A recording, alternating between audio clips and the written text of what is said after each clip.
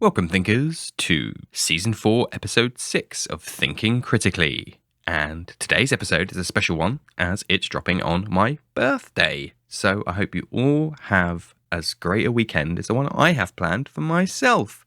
And why don't you, as a birthday treat, drop me a little review on your platform of choice. And that would be really, really appreciated. So thank you all for listening and enjoy the episode.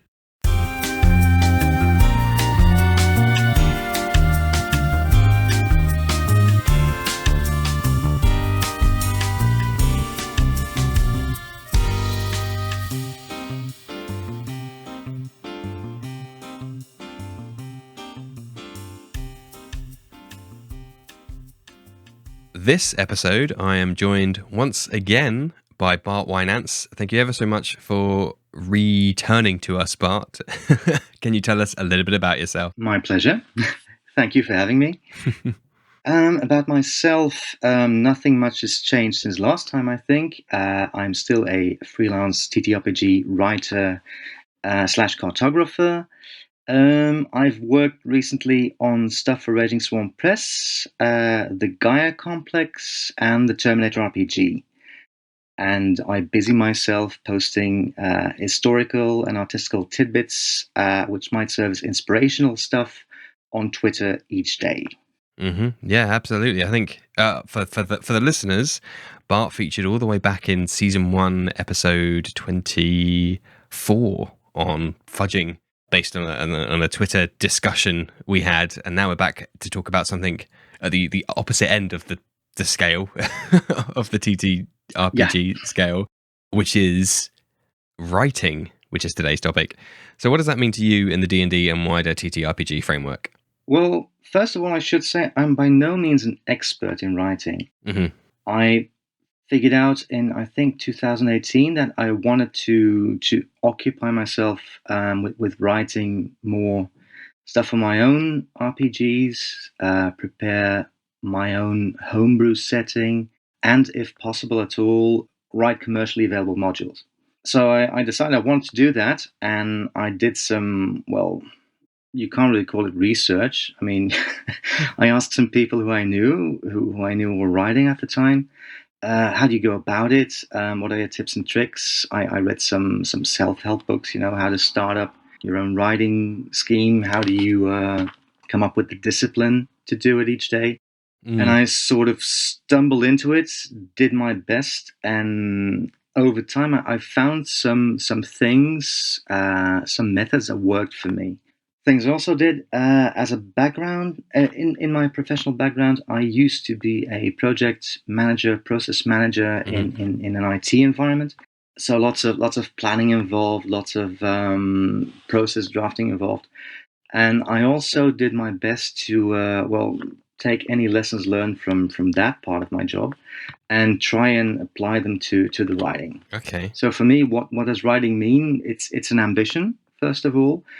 Something I try to do every day, something I try to get better at, and something I would very much like to do full time. But of course, that's not always easy.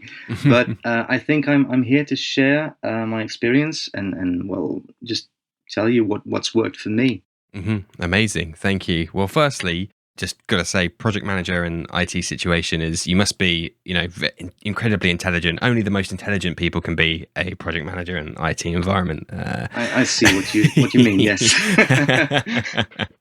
I have to concur, of course. Yeah, absolutely. Let me just deflate my ego for a second. The other thing I wanted to say was, you mentioned there, the thing I really wanted to pick up on there was, you mentioned trying to get into the habit and a number of different routines and methods and so on, but you specifically said a couple of them worked for you. So I think a good place to start as any is when trying to get into the rhythm of something like writing, it's always good to find out what worked for other people. So Can you elaborate a little bit more on those? Yeah, of course. But where to start is the question. I think the main problem I faced in the beginning, I've always, when I was a child, I wanted to write too, but the first thing you think when you try to write something like a novel or a commercially available module, something you want other people to read, you take a seat in front of your desk, pick out your pen, start writing, and you expect things to be perfect from the start, and that's not going to happen. And the conclusion you draw then, usually, or at least in my case, is, well, either I have no inspiration at the time and I need to just drop my pen and try again tomorrow, next week, or whatever. And if it fails a couple of times in a row, you think, well, I've got no talent. And that's completely not true. I mean, there's sort of a mystical aura hanging over this whole writing. Well, at least for some people, including myself a couple of years back. You think, yeah, to write, you need talent, you need time, you need luck, opportunities. That's all true, and it all helps you.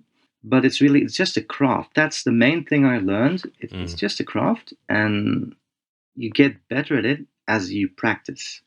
So the main takeaway I learned was it's mostly time management. Mm-hmm. If you want to start writing, you need to do it every day. You need to start putting words to paper each day. Find that discipline. Make writing a priority.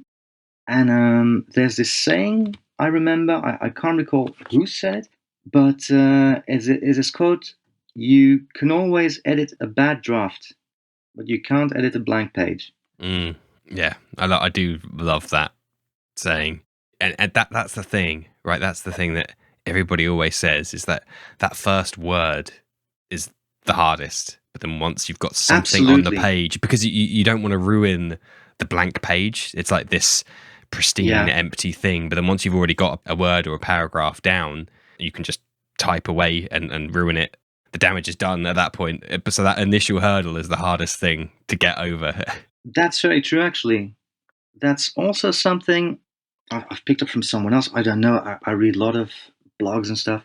And they said when you sit behind your desk and inspiration doesn't strike and you really, really can't put any words to paper and you're ready to quit, give yourself 10 minutes and just try to write something in those 10 minutes.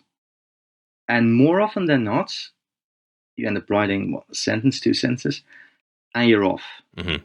So indeed, those first few words are often the hardest. Mm-hmm. And once you get going, it's not exactly smooth sailing. It's a bit of hyperbole, but it's okay. It's doable. Yeah, I've even heard like that first paragraph, just type something, unrelated. Just write something that's just a diary for the day or something, just to have anything on the page that then means that you can just keep going and that you can always go back and take it out. But just to have something happen on the page, almost, that it's exactly. Yeah. Okay. Cool. And I was going to say that it's a habit, right? As you said, you need to make it a priority. You need to build it into your diary almost. And this is good advice, if I do say so myself, not only for writing, but also for just like campaign prep and exercise and healthy eating and brushing your teeth. Absolutely. It's something you can very much liken to those, yeah. Yeah. At first, it's a struggle, but once you've gotten over that initial hurdle and built it into the routine, then it's a lot easier, and there's less of this albatross hanging over you like this, like homework used to be as a child. I remember it's this just like, oh, this is now the time. I vividly recall. Yeah, all too well. This is now the time that I do my writing, and that building that routine is, I think, is going to do like so much of the heavy lifting for you. It's not a silver bullet, but it's gonna help. It's close though. If you really have this good routine going, if you know the best time for your writing, for me it's early in the morning. Mm-hmm. That's when I'm at my most productive. Then I can consistently crank out several hundreds of words a day in a few hours before I can get to the rest of my daily routine, and that produces something as opposed to when I start out doing something else in the morning and I have to pick up my writing late in the afternoon after lunch maybe. That's not hardly as productive. So once you find your ideal time, your groove, it really adds up. It's a few hundred words perhaps each day. Ideally, if you can spare the time, even more. Mm-hmm. But it really adds up to several thousands at the end of the year. Mm-hmm. Yeah. I mean, I'm, full disclosure, a hypocrite, which is not a surprise to regular listeners, of course. I mean, I've got my fair share of half-finished projects as much as the next person. Everyone does. There's no shame in that. But I still struggle to find my productive time, and it is, it's one of those academic things that's a lot easier said than done. I know we've all got busy lives, and certainly with current climate things happening, it's always awkward to find that those times where you can just really just disconnect from the real world and focus on what you enjoy doing, and so on and so on. So I know I don't want to come across holier than thou to anyone listening and be like, it's so easy, just go out and make a novel. Like, what are you doing? You just didn't put an hour in your calendar, you idiot. Like, that is not what I'm trying to communicate at all, because I don't do it myself. But yeah, it is just, it's those tips that, as you said, we've picked up over the years. And actually, in a nice parallel of this routine, the same is said for the show, which is something that I have managed to keep to a routine, this podcast of every Friday.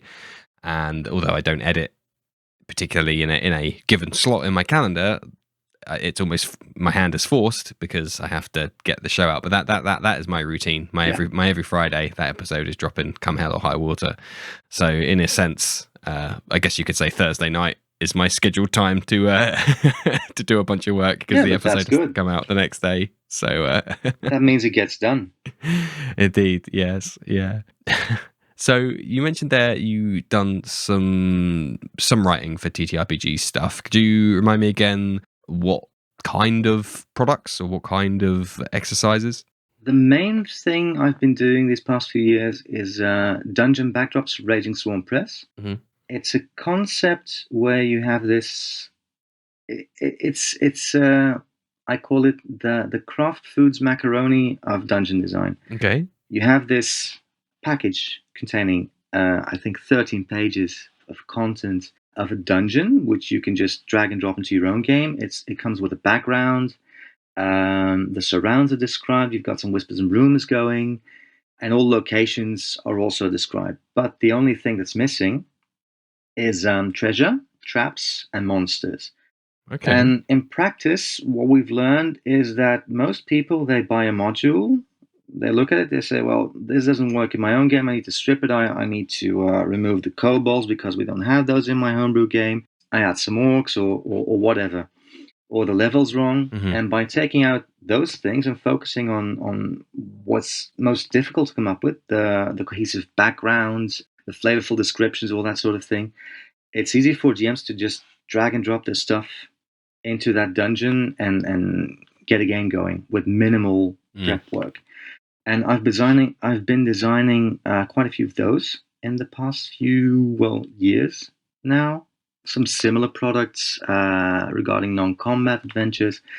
So it's usually, let's say, short modules, more focused on background and story and flavor than crunchy bits. Mm-hmm. Okay, so that's an interesting challenge in of itself. Then that exercise of writing something that is agnostic enough that it can be dropped into many different settings and games, and maybe even to the extreme, systems. So how do you approach that? How do you focus on the fluff and the backdrop and stuff while keeping what I might see as some key elements that the population of said dungeon? Well, let's see. How should I explain? This is a bit coming from my background as a project manager. I always start with the structure. So I decide the structure beforehand, meaning the logical layout, the logical explanation of the whole thing. So the product itself is easy to read and digest, and especially use at the table, because that's the most important thing for the GM. So that's your audience.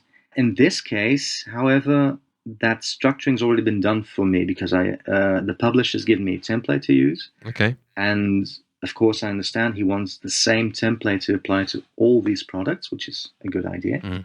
So designing the structure isn't really that important in this case. However, then what I do is I take this template, which says basically I need to come up with a background, which is approximately half a page. I need to come up with, let's say, 8 to 10 flavorful locations with something the characters can interact with. Mm-hmm. Describe the surround. So I have all these sections, And the first thing I do is just jot down the first ideas that come to mind. What do I want to do with this dungeon backdrop? The map is usually known beforehand, Hmm. also. So that gives me an idea about what's running around in that dungeon, or might be running around, because the monsters can be added by the DM. But as you mentioned, I think those monsters also, well, they influence the setting, the flavor, the background a little. So I often end up suggesting something, Yeah. just to get that cohesion. Because if it's truly agnostic, that you can drop in anything at all, that doesn't vibe well. No. For instance, if it's a crypt, a catacomb somewhere, and it's just been discovered after being left derelict for 1,000 years, well, you can't really put orcs in there. Well, you could, but then the descriptions would be completely different from undead, for instance. Yeah, I'm glad you mentioned that, because a key tenet of my own design of the fluff and backdrop for any given set of encounters are quite, at least in my game, are quite uh, verisimilitude is quite important to me. So they are Absolutely. quite focused, and specific in some instances. So like I do have a kobold dungeon that, yes, you could probably reskin to be something similar, but it's almost intrinsically Yeah, linked the to kobolds. kobolds, they have their own theme. I mean, the traps, the small passages. Hmm. So if I were to design a kobold dungeon for Raging Swarm plus a kobold dungeon backdrop, then the whole thing would be designed as if the kobolds were living there, Hmm. with a sidebar perhaps saying, well, yeah, you could put some orcs in here, but make a note that this and this and this needs to be changed. Okay. But anyway, I start to jot down notes about everything, all the ideas I have, like the background, what could live here, how old is this dungeon, who built it, what's the purpose. Mm. So I note that down in bullet points usually, that for all the sections. And when that's done, I let it stew for a bit Hmm. usually, and then I start filling it out. So instead of bullet points, I'll write full sentences. Still nothing pretty, just full sentences until the page is more or less filled. And then in a third phase, I should say, I pretty it up. Hmm. So basically, there's three roles you take as a writer. I mean, this is all personal, of course. So as a writer, I have three roles I take. First, I'm the architect of the story. I decide the structure. In this case, it's been done for me, but when I'm designing something of my own, I first design the structure. Then I become the builder, so to speak. I add in the brickwork and the rough stuff. And then only in the final phase, you start doing some interior design, you paint, you pretty things up. And from what I've learned, most times when I get writer's block and I really, really don't know how to advance, because that still happens. Hmm. It happens often, it happens to everyone. The reason when I go examine it is that I'm forcing myself to the wrong role.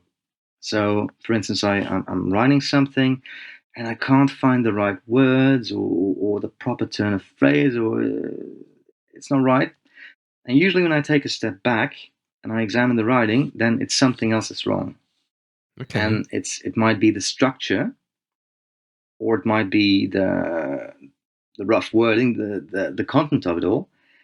And when you try, when you have this, when you have these glasses on of the interior decorator Mhm. who's trying to pretty up the text, you're blind to these things, and you're trying to fix something that's not within your role. If you see what I mean. Yeah. So at those points, I take a step back, try to re-examine what's wrong, and more often than not, it's something related to the role. And then, well, I go grab myself a coffee. I come back and I take up a different role, and I might redesign the structure, and I'm off again. Hmm.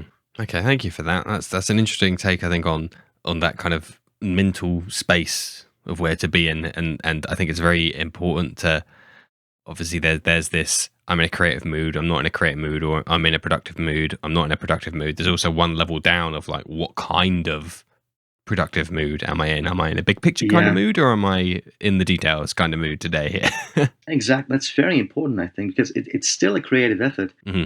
Yeah, and the reason asking these kinds of questions is because I'm personally finding them applicable to kind of general prep as well, and a lot of what is prep if it isn't writing down things from a GM's point of view.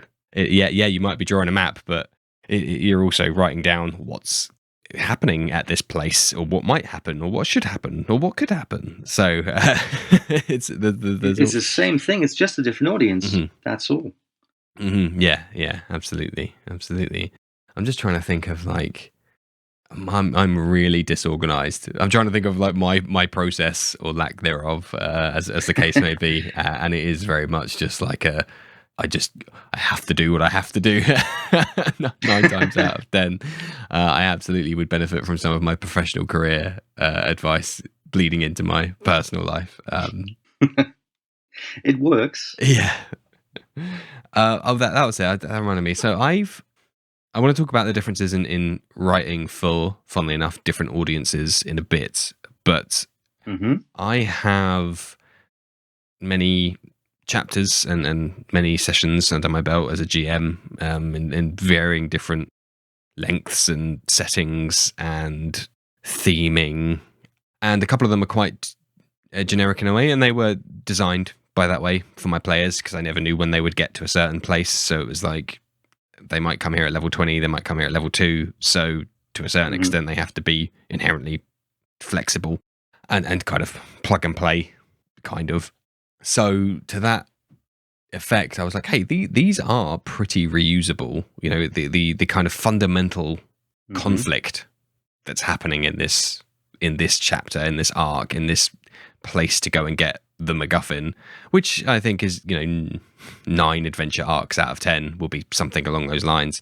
Is fundamentally flexible and fundamentally plug and play and fundamentally reusable. So like, hey, I could probably, if I tried hard enough, I could probably write these up into something that could be a published module that other people could benefit from, because I happen to have, say, a Kobold dungeon that's 90%, Pareto 80% of the way there, because I've run it and used it, and I know I've got the fluff and I've got this, that, and the other. So let me try and put the interior decorator on, and let me try and spice this up and make it pretty and make it customer facing, so it isn't just my insane scribblings on a OneNote somewhere across 7 different pages. Yeah. And I found that, on the face of it, that sounds trivial. As I said, I'm 80% of the way there, pretty much got it all. This should be easy down low. And no, it was a completely different experience there for me from writing, how I do my normal prep for my campaign versus trying to write up this as a module. I was like, this is completely, it was like relearning learning a new skill rather than just a different application of the same skill. Yeah. The thing is, when you're writing something to be published and read by a great number of people, it needs to be, in the case of a TTRPG module, it needs to be usable by all those people, and it needs to be easily understood by your audience. So if you're writing for yourself, that's easy because you write it, you understand it. But you need to double check and ask yourself the question at every turn: is this clear enough? Is this a logical presentation of the module? Will this be used? Can I do it better? And you end up second guessing yourself, even when you're in the right. Is it good enough? So that's also a factor that's in there, I think. Yeah, and I think I'm middling to good at writing at least short bits of fluff, essentially fiction, flavorful descriptions of a place that incite the emotions I'm looking to incite. So then I can kind of easily get lost in the woods. I can't see the woods for the trees kind of thing, because I'll write several, I've written like 10 different shops for a certain city. And then I got to a point, I was like, am I just like really overcomplicating this as a module? Because I'm just writing all this flavorful stuff here that is maybe of no benefit or very little benefit to somebody. And that was a problem that I faced in terms of writing a module and trying to at least translate my own homebrew into something that somebody else could use, was trying to find that line in the sand to say, well, when is this just self-indulgent fiction Yeah, writing? I think I know what you mean.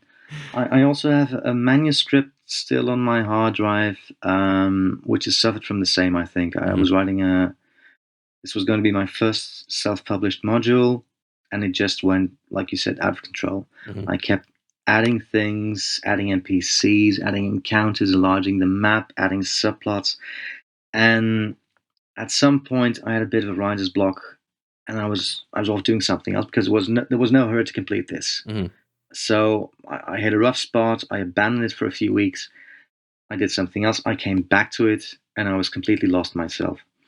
Of course, I remembered most of it, but I reread these chapters like, okay, there's a well, and there's something living in there. What's it doing there? Mm, What's its connection to the plot? And so that's a very real danger, especially if you're writing in the wild, let's say. So without a publisher telling you, okay, you need to do this, and you have 13 pages to do it, because those constraints help a lot. It helps you find your focus.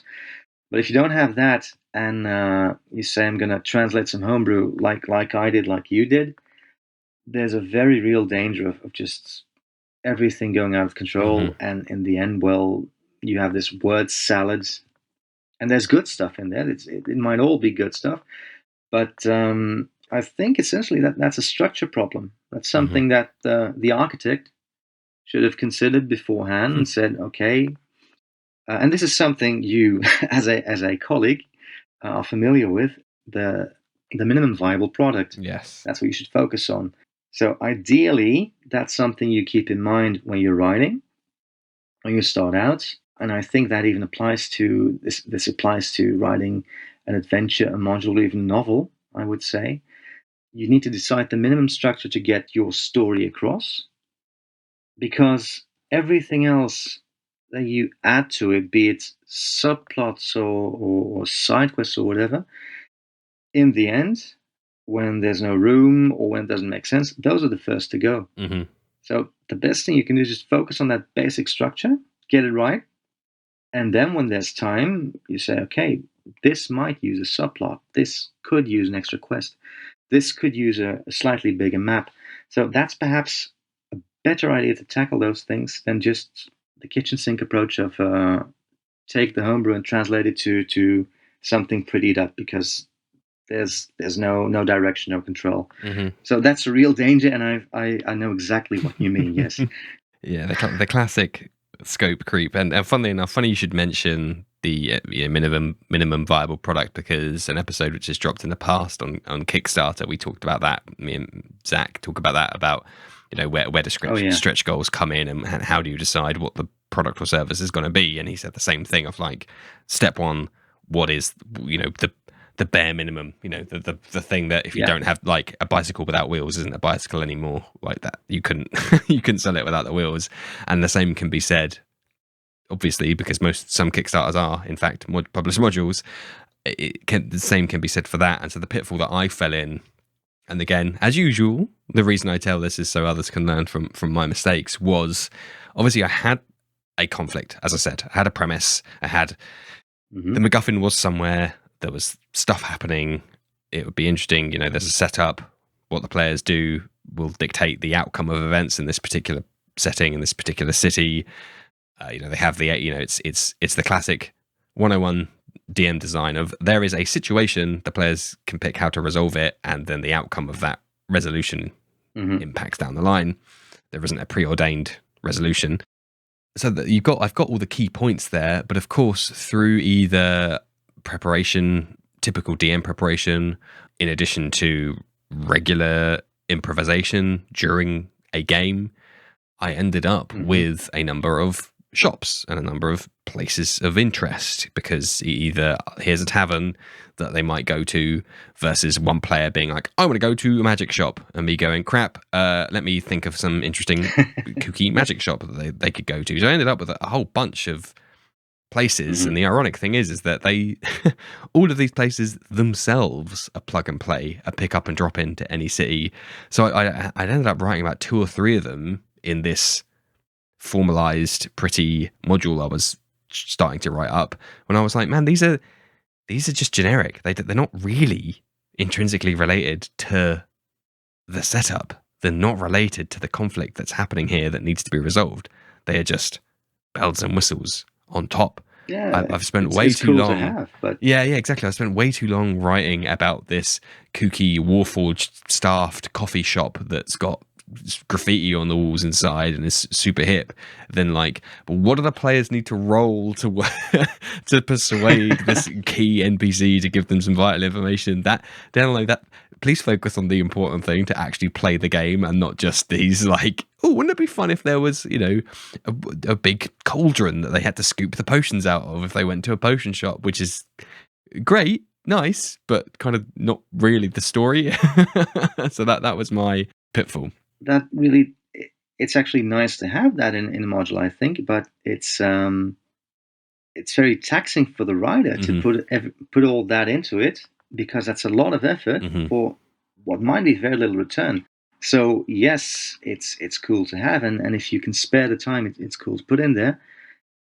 But it might lead to a rather quick burnout, I think, if you lose focus. Absolutely, and it's also, so not only did I spend time writing these bits that were, as I said earlier on, fun for me to write, these little vignettes of fiction, Mm-hmm. and then so when I got to the meat and the bones of being like, and then you speak to this NPC and they react like this, and this is what happened, this is the stat block, I was like, oh, I don't really want to.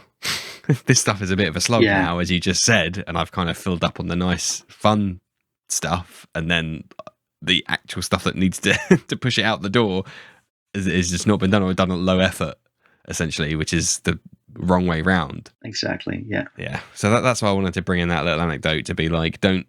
I love, again, I'm so glad you brought up the minimum viable products. I think it's so insanely important. I mean, I'm kind of torn, because on one hand, I'm like, here's a really cool tip that everybody should use and tool. And on the other hand, I'm like, people don't want to learn about managing projects and their TTRPGs. Are we really going to sit I think there's a lot of stuff in there. But there is.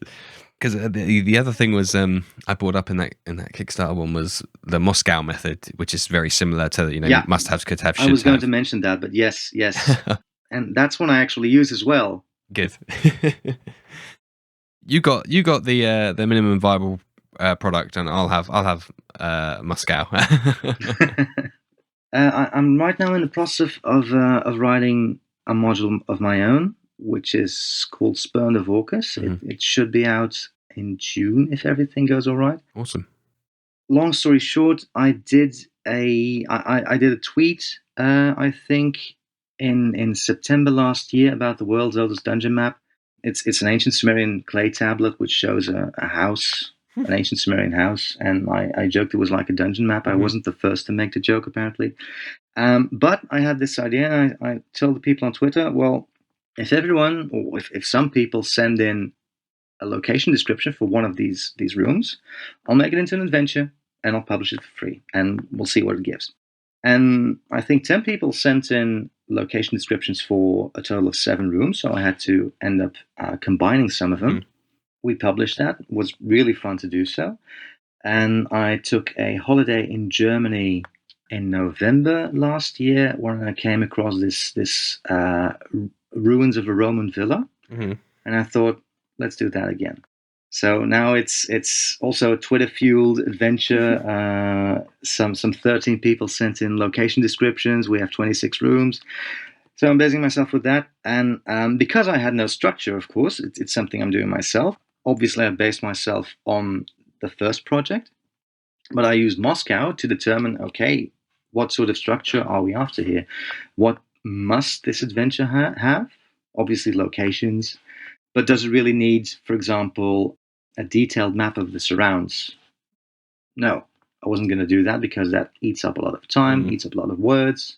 It's a lot of work, and I want this adventure to be easily dropped into any sort of campaign setting. So that's the must-have, the won't-have, everything in between. So I really use that often to decide what the structure is going to look like. I think this is a nice, useful segue into leveraging our professional careers in these in these TTRPG endeavors. I mean, as I said, the Kickstarter episode wasn't the only time this stuff has been mentioned. Like scope creep has been mentioned several times on the show, and I think there is a lot to be learned from those kind of fundamental project management tenets that can apply to both preparing a campaign for you and your mates once a month, all the way up to I'm writing a 10,000 word epic campaign that I hope allows me to quit my day job. It's a project, if you think of it. It's just a project like another one.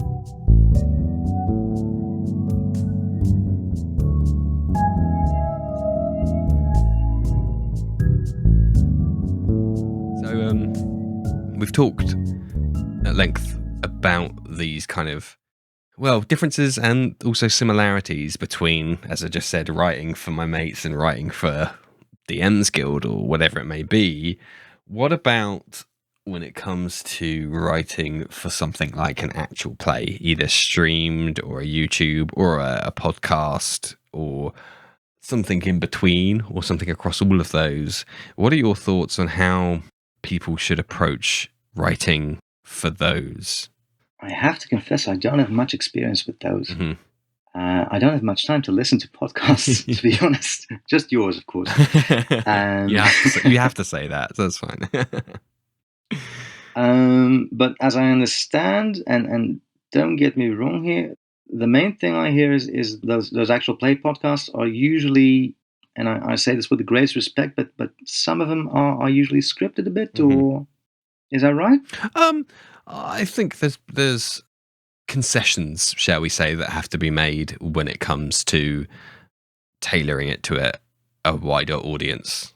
Again, I should be a politician, as I said, for further an answer, such of a roundabout way of that. But no, I think I do think there are some, that I mean, clearly I've asked the question because I've got a thought in my head of about how the difference might be. So it would seem. But yeah, I just wondered, like, how would you, in which case, let's assume that they are, at least there's a level of more scriptedness to them. Not saying 100%, it could be 1% more. But with that in mind, then how do you think then that, someone sat down to go, let me think about the next campaign arc. Let me think about the story beats. Let me think about the conflicts. How do you think that differs between me and my mates around the table to let me write this, agnostic and generic, to let me write this for an audience of X 100, X 1,000 people? First thing that comes to mind is it should be easy to run, most of all. Even if it's a heavily scripted podcast, perhaps, or it's a module which is commercially available, I think first and foremost your audience should be the DM. And that's actually it's what makes writing for TTRPGs rather tricky, because you have these two audiences you need to keep in mind. If you're just writing a novel, well, just if you're just casually knocking out a novel like on a Sunday afternoon, yeah, casually, as you do. No, that's just one audience. But for an RPG, an adventure, you need to present the information in a logical way for the DM, in a way that they have an easy time navigating through the document during the adventure. Ease of use is highly important, because if they can't easily use it, they might not use it at all, and B, it might not be fun if he has to leaf through the module back and forth several times during the adventure. The players won't have a good time. So the DM is your gate to the players, who are, of course, your actual audience, because while you're writing and structuring all this for the DM, you need to keep the players in mind and write from the player's perspective. Like, what can they do in this situation, in this area, in this storyline, in this adventure? You need to focus on the players and structure it for the DM. That's sort of the main difficulty I see. Oh, I love that. It's like you're writing through a filter, through an unknown mouthpiece. Yeah, it's a delicate balancing act. Yeah, the audience is, or the end user, should I say, is kind of blocked off from you as an author. Oh, that's a scary proposition that I've only just thought of. That's a difficult part. Yeah. You need to enable your primary audience to make it easy for them to present the thing in a pleasing way to your actual audience, being the players. Oh, blimey. I think you just articulated why I found writing that module so tricky. Or one of the reasons why I found it so tricky was for that exact reason. And I couldn't ever really place my finger on it. And it is because you're writing through a filter. You're trying to articulate Yeah, an adventure that ultimately you have no very little control over when it comes down to the moment to moment enjoyment of it. Oh, blimey. pretty much. But I think once you realize that that's what's required, I think most seasoned DMs will not have a very well. They won't have a Mhm. tougher time than I, for example, than doing that, because if you're a seasoned DM, you're a seasoned player as well. I dare say. So you know what players think is fun, and you also know how you want your information to be structured in order to be able to present it during the adventure in a simple way. So you can handle it. You can present it in a proper way, and you know these two things. So it's just a matter of putting words to paper, making sure the content facing the players Mhm. is fun most of all, and then structure that in a way that you yourself would find interesting, would find handy to run the game with. Yeah, some very good words of wisdom there. Again, a theme we've had on the show before is, you got to write the stuff that you find enjoyable. It's the same for the podcast. Like, I enjoy Yeah, listening to my own show, which, man, hopefully doesn't sound completely self-centered, but I mean, in that I think it's good content that I would enjoy listening to, where there are different, equally handsome hosts. And in the same way, you should apply that to your writing style. That, like, if you enjoy it, then that's at least, there's one person that does, and it's likely that there'll be other people like you out there that are going to enjoy it for the same reasons that you do. yeah, absolutely. Perhaps that should have been the main tip for writing. You need to write what you yourself find Hmm. interesting, what you're passionate about. Because if you don't, and you write to please some faceless crowd, hoping that it will Yeah. sell better, or I don't know what your motivation might be, then even if it's success, it'll be hollow, I think. So Hmm. there's no sense in doing that. Do Yeah, what and you enjoy. that's where here we're now, three-quarters of the way in the episode, and we're hitting some nuance now, which is good. Because on the one hand, we've got not write for yourself, but write something that you yourself would enjoy consuming.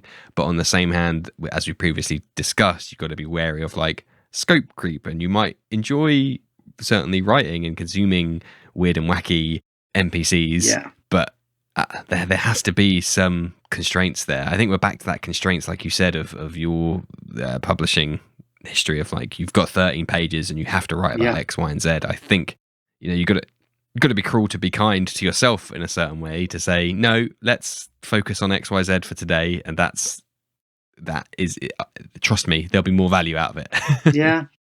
And it also fosters creativity, because if you have to write a background and you know you have only half a page, well, then you start making some tough choices, and you pick the very best ideas you had instead of writing 3 pages where potentially 60% is just utter drivel. Hmm. And that's actually what I end up doing. I usually write way too much, so I have this word count I need to adhere to. For the last assignments, that was about 3,000 words. And I really paid attention not to write too much, and I ended up doing 4,500 anyway. But that's okay. That's my style. I dare say style, but Hmm. it's more of a handicap, really. I write too much, Hmm. and then I need to whittle it down. And in the end, I make these choices. I pick out the best ideas, or those I consider best. I hope the publisher considers them good too. Hmm. And I whittle it down to a manageable amount of, the 3,000 words I was allotted. And Hmm. that's how it works for me. But there are people who just sit down at their desk, they write 3,000 words, they're happy about them, and they're done. Hmm. Yeah, well, a couple of things there I wanted to mention. Firstly, is necessity is the mother of invention, as they say. Yes. So, which is, basically having constraints means you have to be inventive to get Hmm. around said constraints. And it is like I've written my episode recaps, and again, sometimes I'll go a bit self-indulgent and write all this extra stuff, and I have to read it through and go, download, that's wait, like the players don't want to listen to you talk for the first 10 minutes of the game, right, you idiot? So like cut it down to the actual pertinent pieces of information which are important, rather than like, you did this and that was fun, and then this happened and this other thing Yeah, happened. Like, no, yeah, no, get rid of it, download. That's so my own self-imposed constraint there is the patience, the yeah. finite patience of my players is very I'm much. guilty of that too. Session recap, same thing. And then yeah, so constraints just in general of like either word counts or I can Hmm. only have 2 shops in this city for you know, but it makes you ask those questions of yourself of, well, I've got 5 shops, which 2 are really gonna be, you know, are really not just something fun that I did, are really important to the setting or really make Yeah, the most sense in the setting, because otherwise you could just add all 5 and then the reader might go, what the heck are these other 3 doing in here that don't really make sense? yeah, exactly. Something I sometimes do or try to do is, I think I read somewhere it's called the law of conservation of NPCs. Mhm. If you have several ideas for NPCs, you need NPC A, B, C, D, and E. Say you need a doctor, you need a bard, you need a detective, whatever, and you don't have room to describe all 5 of them, you clot them together, or at Mm. least as many as you plausibly can. And Yes. that actually it enriches a character, an NPC's background, if you can do it in the right Mm. way. So that's a little tip, and it often it twists the existing characters and really, well, gives them some more background, gives them some more meat on their bones. Mhm. You can have your cake and eat it too. Yeah, no, I love that. That is a really great thing, because I've definitely been guilty of making 2-dimensional NPCs either ahead of time or because I've had to make one up on the spot, and I'm not a Yeah, okay. professional NPC generator. There's nothing wrong with that. But you know, very much, it's very easy to be like, this person's a baker and all they care about is baking and they live and breathe it, and Mm. if you're not talking about baking bread, you are wasting their time. And you know, sometimes that works, and sometimes it can be beneficial to have these other nuances, like, yeah, but they are also the registered first aider, so they can do medicine checks, or they can stabilize creatures, or Exactly. they know some rudimentary cure wounds. Adds that flavor, that depth Yeah. that otherwise might not have been there. So that's totally possible to merge, again, as you said, within reason. I'm not talking about Within every. reason, of course. And the same I go for your shops. You can Yes. blend 2 shops together. But Mhm. even if in case of the characters, even if it doesn't seem to match up in the first instance, like you said, if you have a barbarian and he happens to be the first aid responder or whatever, if you can find a way to make that work, it might make for a really interesting character. Mm. If you can find a way to make it work. But it forces Of you to course. ask yourself the question, how might this work? And if you can Mm. find an interesting answer to that, well, you have a really great character on your hands. Hmm. I did. Here's a gimmick that I did use, and I kind of accidentally did this with one of my shops, funnily enough. But I wanted a classic hipster shop, essentially. So I had Yeah. it was like a mining shop for mining equipment that wasn't Uh-huh. kind of mass produced, and at the back there was a coffee shop that was like, so you'd go and get your espresso latte macchiatos Yeah. while going for like your, you know, your new version 10.4 hammer, or you know, pick or something. And so I did kind of merge 2 themes then that might not often be merged. So I kind of had already done it, but That's really cool. I mean, that's memorable, and that's something you also, if you want to write published adventures, I think the main thing you should be shooting for is something memorable, Mhm. something the players remember years later, like, oh right, that adventure, that was the one with the burning hill dwarf, or I don't know what, Mm. but put something memorable in there, because if it's Mhm. just grey dungeons all the time, they won't recall any of it. But the hipster miner shop, that's gold. They'll remember that for years to come. Mhm. So that's a good thing. And even if that contributes only a very little thing to the plot, or it might even have nothing to do with the plot, they'll remember the module because of that. So Mm. that's also something you want in there. And I want to finish my part, at least on this one thing that I've been thinking of since we've been talking around how, with most things in the universe, it's easier to destroy than it is to create.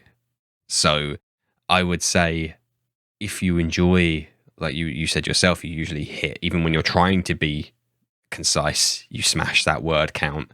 It's harder to smash that word count than it is to cut back. It's easier to just tear out a paragraph and suddenly you've lost 200 words than it is to write Yeah. those 200 words. So for other people listening, it's to create new stuff is exceptionally difficult than it is to do nothing, or to blow up a building is way easier than it is to build that building.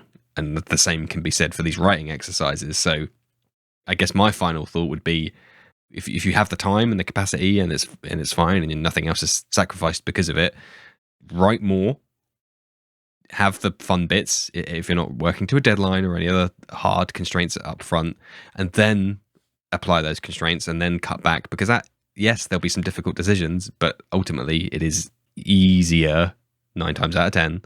Download's normal caveats apply.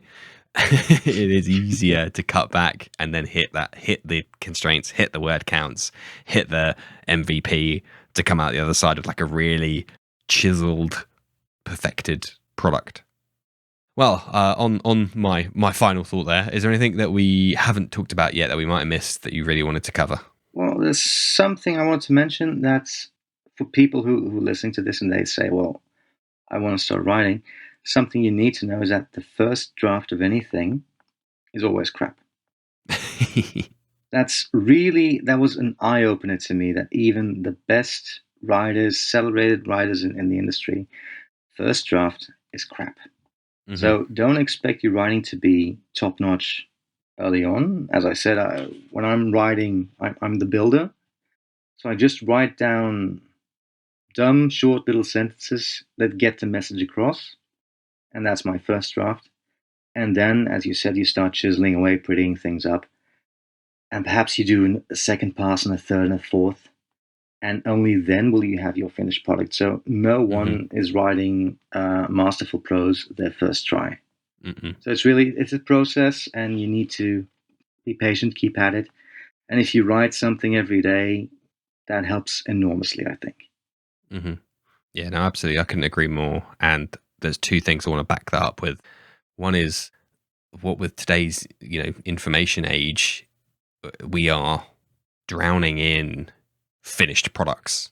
In success, yes. Yeah, be it TTRPGs or art or podcasts that have, very easy to forget the amount of work and the amount of failed attempts and the amount of scribbled up pieces of paper overflowing in the waste paper basket next to the writer's desk. There are, especially as younger or starting out in something new, it's very difficult to see.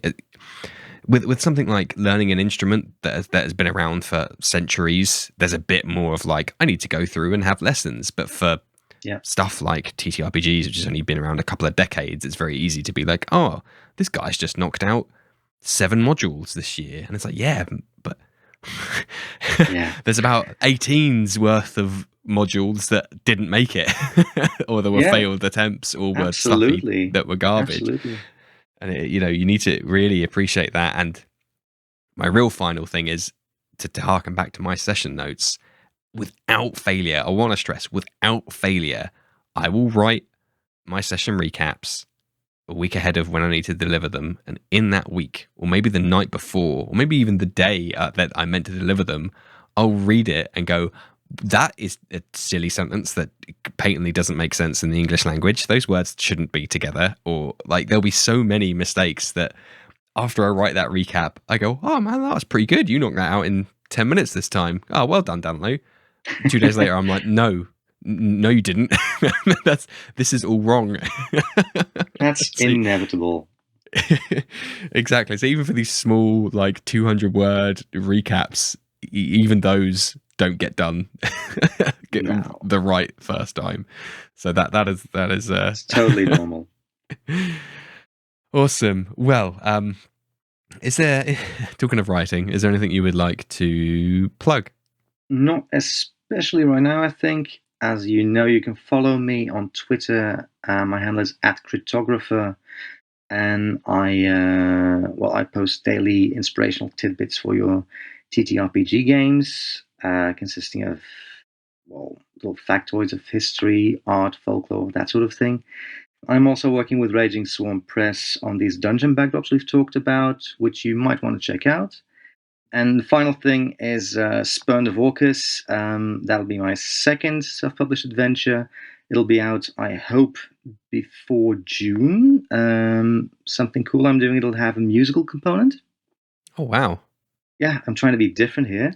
So we'll have an interactive audio component. It's something I want to try out. I hope to be able to post more news of that soon. And for those who already want to take a glimpse at what Spurn of Orcus will look like, you can download the first project, which is House of the Exorcist, for free at DriveThruRPG. And I'm sure Danlo will post the link in the recap, if that's all right with you.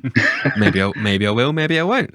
We'll see. We'll see. A surprise for us both. No, absolutely. And I wanted to mention at the beginning, but now's as good a time as any, about the little historical tidbits you do. They are, I must say, I'm not pandering here. They're very interesting and unique. And I've scrolled through the 6 or 7 tweets about some sword sticking out a wall. This one that I remember from a little while ago in some random place in the world, random to me, of course, and was like, wow, this is cool. Twitter is many things, some good and some bad, but in this instance, it is a very useful piece to, I feel like I'm being educated, which is cool. Cool. I'm glad you enjoyed it. Absolutely. So all that's left for me to say is thank you ever so much for coming back on the show, Bart. I'm really stoked that we've had both, something really like intrinsically D&D, this fudging dice all the way back in, good, bad, why not, and all the way up to this kind of like, hey man, being creative is hard, and here are some tips on how to help that process. So I'm very, very happy that we've had both of those discussions. So thank you ever so much, Bart. Cool. As am I. Thank you for having me again. Awesome. No worries. As usual, all the links will be in the episode description below. So please do, everybody listening, check all of this good stuff out. And thank you everybody for listening. And good night.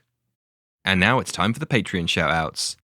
Thank you to Robert Hartley, DM for Viva la Dirt League and writer on the D&D Logic web series. I would encourage everybody to check him out at Robert Hartley GM on Twitter and Twitch. Thank you to Optional Rule, a 2-time guest of the show and a very insightful and knowledgeable source of information. Please check them out at www.optionalrule.com. Huge thank you to a great friend of the show, Matthew Perkins, who's out there making hilarious and educational Dungeons & Dragons content. Please go and check out his stuff at matthewperkins.net, where you can find links to all of his socials and all of his content, including his own Patreon, which I would very much encourage you to check out. Thank you to Matt Street at mpstreet88 on Twitter for supporting the show. If you need support running your personal or business schedule, head to virtualtimehustle.com or on Instagram to make that difference between should do and done. Boss it better with support from Kat, who will help you get back that essential time you've been searching for. If you would like to support what we do and get 4 shout-outs a month, head over to patreon.com/thinkingcritically, or you can just buy me a coffee at ko-fi.com/thinkingcritically